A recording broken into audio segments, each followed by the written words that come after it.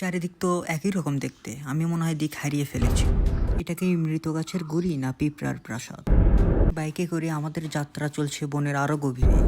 চারিদিকে শুধু বন আর বন, মনে হয় আমরা একদম ভেতরে ফেসে গিয়েছি। হ্যালো ভিউয়ার্স, এখানে আমাদের গ্রুপের সমস্ত বাইক এখন রেডি। আমাদের উদ্দেশ্য যেহেতু বনের যাত্রা, সেজন্য বনের ভেতর দিয়ে যাতায়াতের one of the best option bike. আমাদের গন্তব্য হলো শালবন, যা দিনাজপুর জেলার নবাবগঞ্জে অবস্থিত।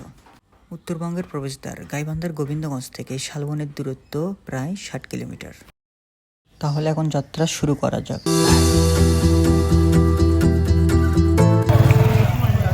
ঘড়িতে এখন সময় সকাল 11:30 এবং আমরা গ্রুপের সমস্ত মেম্বার একসঙ্গে বেরিয়ে পড়লাম শালবনের উদ্দেশ্যে।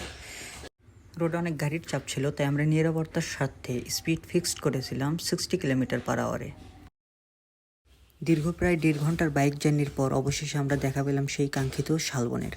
বাইক নিয়ে আমাদের মেম্বাররা এখনও প্রবেশ করছে শালবনের আরও গভীরে। যতই আমরা বনের গভীরে প্রবেশ করছিলাম, ততই যেন এর সৌন্দর্য আরও বৃদ্ধি পাচ্ছিল। অবশেষে আমরা পৌঁছে গেলাম বনের মধ্যভাগে। প্রায় 1.5 ঘন্টা নন স্টপ বাইক জার্নির ফলে অনেকে ক্লান্ত হয়ে গিয়েছিল, সেজন্য এখানে মোটামুটি আমরা 10 মিনিটের মতো ব্রেক নিলাম। একটু বিশ্রামের পরে আমরা বেরিয়ে পড়লাম বনের সৌন্দর্য উপভোগ করতে। যে পয়েন্টটিতে আমরা দাঁড়িয়েছিলাম তার চারিদিকটাই ছিল বন। প্রথমে আমরা বুঝতেই পারছিলাম না বনের কোন অংশে আগে প্রবেশ করব। বনে প্রবেশ করতে আরও হারিয়ে গেলাম যেন আরেক গোলক ধাঁধায়। চারিদিকের দৃশ্য প্রায় একই রকম হওয়াতে আমাদের বেগ পেতে হচ্ছিল আমরা কোন দিক দিয়ে প্রবেশ করেছি বা কোন দিকে যাব। অবশেষে সূর্যের আলো দেখে বোঝার চেষ্টা করলাম আমাদের দিক। বনের ভেতরের দিকটা যতটা না ছিল সুন্দর, ততটার ছিল রহস্যময়।